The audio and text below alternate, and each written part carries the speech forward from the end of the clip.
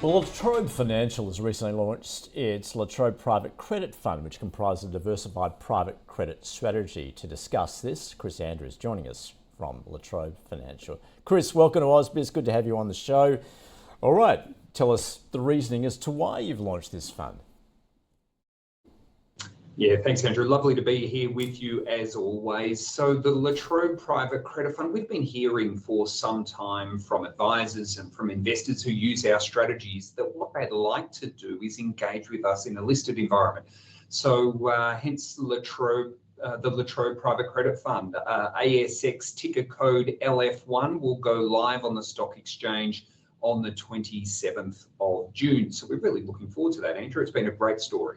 I'm sure you are. So, Chris, what does this give investors exposure to?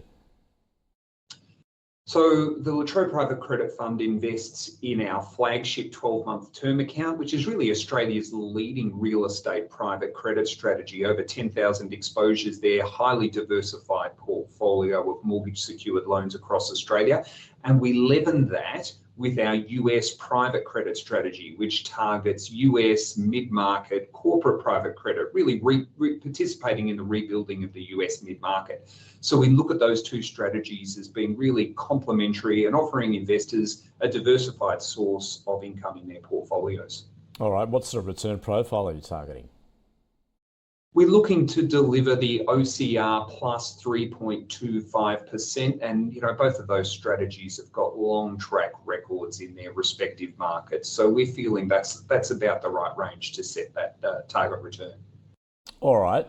So overall, I mean, it's clearly private credit has proved to be very popular here in Australia. Is it still a matter of playing catch up, particularly, I guess, to given those opportunities we're seeing in the States, and hence that's why you're offering this?